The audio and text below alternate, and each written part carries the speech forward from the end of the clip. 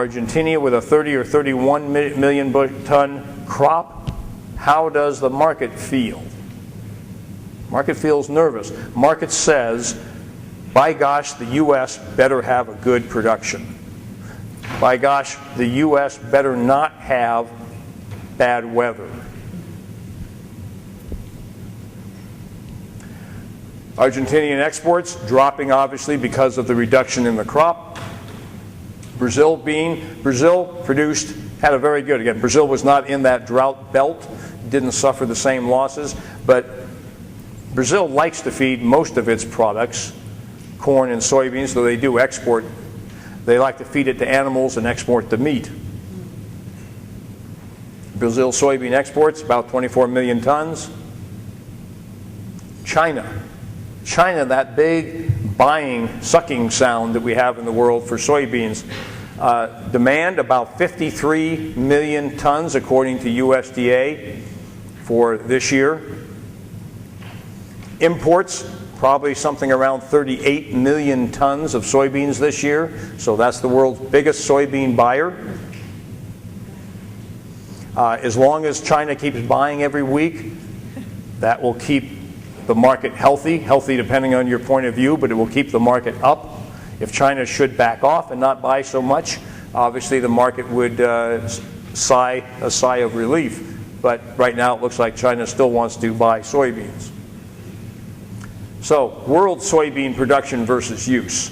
World is production about 240 million tons, consumption about 231 million tons. So thank goodness, again, right now that gold column of production is slightly above that blue line, which is consumption. So we are, at the moment, producing a few more soybeans than we're consuming. So if that continues, and if we have good production in the United States, how will we end up at the end of the year? We'll end up with a few more soybeans than we started with the previous year, if the weather is good. So do we have a crisis in the soybean market? No, not really, unless we have a weather scare. World soybean ending stocks, about 22%. So 22% looks a little better than what we saw on the corn stocks-to-use ratio. That figure certainly looks a little more comfortable than those other figures that were down around 7.4 or 9%. Major producers, of course, U.S. in blue, Brazil in light green, Argentina.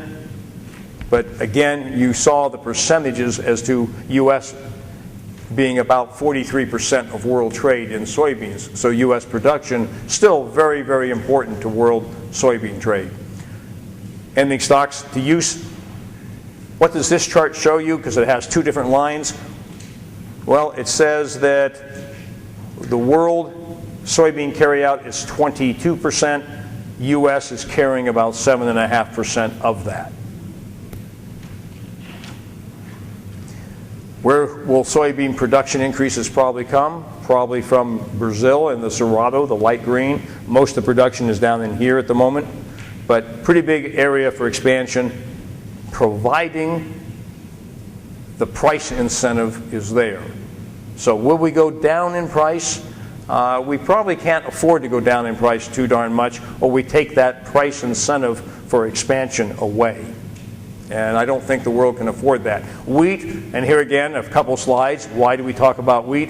For that reason mentioned earlier, as wheat goes, also has a very, very important impact on world commodity prices. So, all wheat production in the world, there, versus where we have been. If you take a line and just draw it right across here, we're about at that normal average level. We have seen better increases in world production, as you see. 682, we're about 657 million tons. Relatively comfortable this year versus what last year.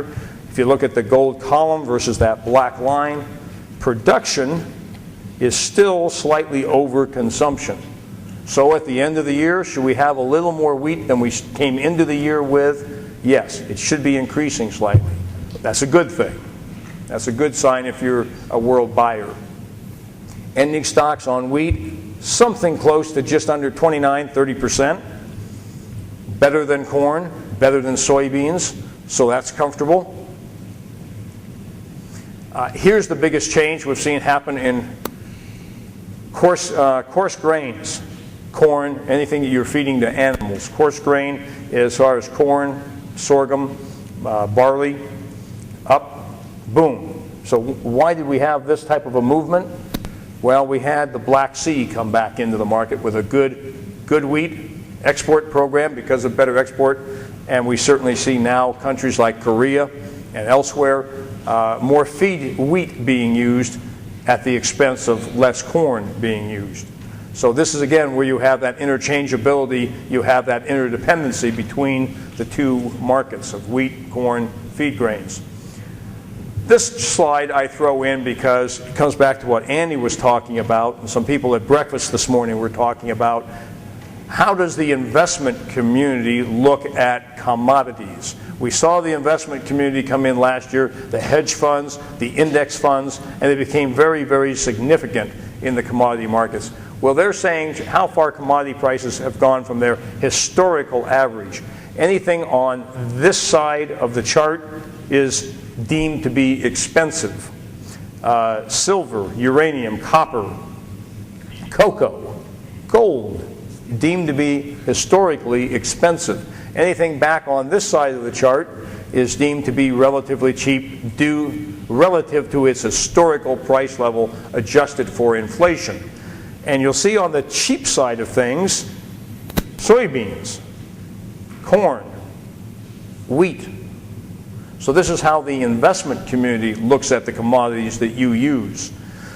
So on a historical basis, you will start reading now investment Goldman Sachs, other investment banks saying, what should you invest with? You heard Annie talk about this W. If you have money to invest today, should you put it into the stock market? Or will that go back down into the next valley of the W and your purchase not look so good?